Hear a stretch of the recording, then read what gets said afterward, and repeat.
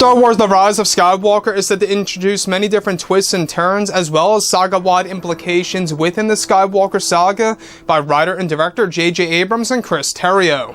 This is Mike Zero. Make sure to subscribe if you're new to the channel for future Star Wars content.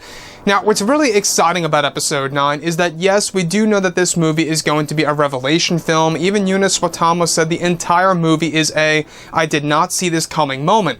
And on top of all of this, we do know that Episode 9 is going to be a film that will feature many different twists and turns that's really going to change how we view the prequels and the originals by JJ. And to me, I will say and be honest here that that is a big risk by Disney and Lucasfilm, and whether or not it's a good choice is all a matter of how it's going to be executed on the big screen. Now, these past couple of weeks or so, we've been learning a whole lot more about this film, and when it all comes down to one of the concept art descriptions, this is where things begin to get very exciting for Episode 9.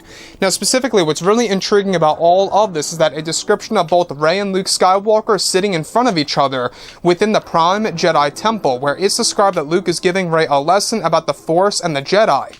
It's explained that eventually Luke Skywalker is able to reveal to Rey a certain moment of his past, where he explains that his father Anakin Skywalker had saved him from the dark side not once but twice. It's explained that Luke tells Rey that just before he was about to strike down his nephew Ben Solo in his sleep is when Luke was able to connect with his father Anakin, where Anakin was guiding Luke away from the dark side and making him realize that this will only make matters worse.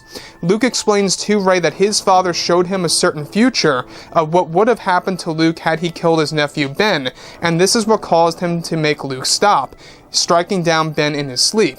On another occasion, it's explained that Luke tells Rey that his father steered Luke away from a dark presence on Ahch-To in the Mirror Cave, where Luke was tapping into the dark side where he began to lose his way, where his father guided him away from the darkness on Ahch-To. This presence was said to have been Palpatine all along, however, neither Anakin or Luke could sense this. So let's go over a couple of parts about this. Now, what's really exciting about Episode 9 is that we will be learning more about Luke Skywalker's past and his backstory that takes place after the events of Episode 6. JJ is really using Episode 9 as a foundation to really fill in the gaps in between the originals and the sequels, which, by the way, is 30 plus years of material. That is a big time jump in between Episode 6 and Episode 7. So we will be learning more about Luke's past life, especially his life on Ahch-To. In case you guys did not know, by the way, we are going to have an Ahch-To scene in The Rise of Skywalker, both in the form of a flashback and a moment in which Rey travels back there in order to meet with Luke's Force Ghost again as well. So, with Episode 9 being a film that's going to be so massive, we do know that Kelly Marie Tran said that The Rise of Skywalker is a very, very long movie. And that very much explains as to why there's going to be a lot of revelations in this film.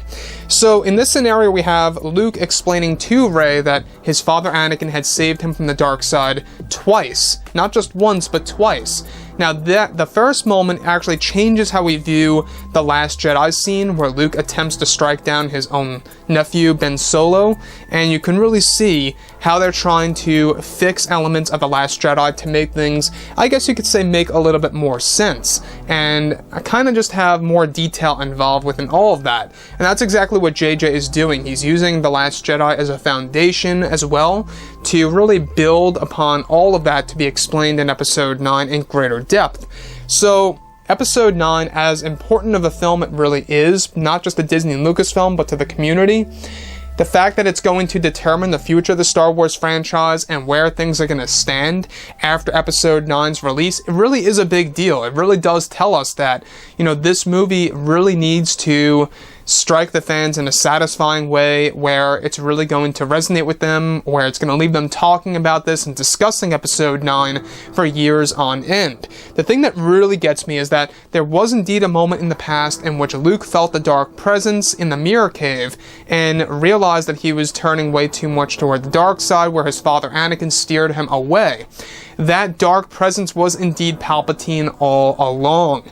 That is a very interesting point.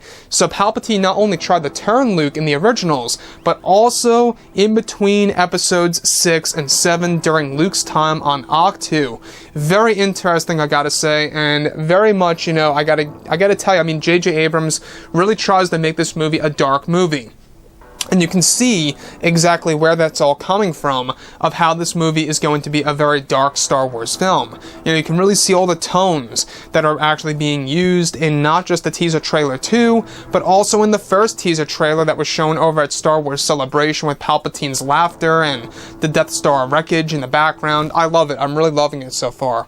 So, anyways, guys, I would really love to hear what you all have to say about this below in the comments. And if you guys did enjoy the content for today, do make sure to drop a thumbs up on this video to support the channel. I thank you all so very much for the kind support, and I'll catch you guys next time.